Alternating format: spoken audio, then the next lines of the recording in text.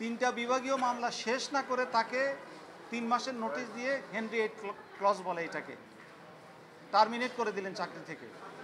এতে প্রমাণিত হয় যখন কোনো কর্তৃপক্ষ নিশ্চিত হয়, কোনো কর্তৃপক্ষ কনফার্ম হয় যে বিভাগীয় মামলায় তাকে শাস্তি দেওয়ার মতো উপাদান পাওয়া যাবে না, তখন আপনারা এই আইনের এই হার্শ সেকশনটা অ্যাপ্লাই করে একটা স্থায়ী কর্মচারীকে চাকরিচ্যুত করেছেন, যেটা অন্যায়।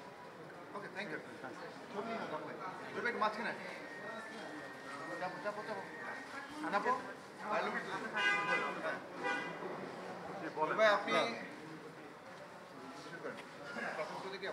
আসসালামু আলাইকুম।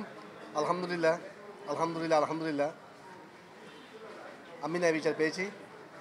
বিশেষ করে 5ই আগস্টের সফল গণঅভ্যুত্থান পরবর্তী যে অবস্থা, সেই অবস্থা না হলে হয়তো আমি ন্যায় বিচার পাইতাম না। একনল সোপ, দেশের নাম্বার 1 হালাল অ্যান্টিব্যাকটেরিয়াল সোপ, ন্যাচারাল ব্যাকটেরিয়ালাইসিসের সুরক্ষায় ফ্রেশ ও অ্যাক্টিভ সবসময়। আমি আল্লাহর কাছে শুকরিয়া আদায় করছি। পাশাপাশি আমার আইনজীবী প্যানেল, আমার শুভাকাঙ্ক্ষী, বিশেষ করে যারা গণমাধ্যম কর্মী, যারা সামাজিক যোগাযোগ মাধ্যমে আমার বিষয়ে সরব থেকেছেন, দুর্নীতিবিরুদ্ধে সোচ্চার থেকেছেন, তাদের প্রতি এবং দেশবাসীর প্রতি কৃতজ্ঞতা জ্ঞাপন করছি।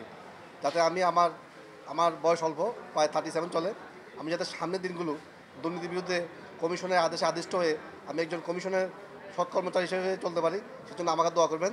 অবশ্যই বলবো, আমার সাথে দীর্ঘ সময় যারা ছিলেন তাদের সবার প্রতি কৃতজ্ঞতা জ্ঞাপন করছি।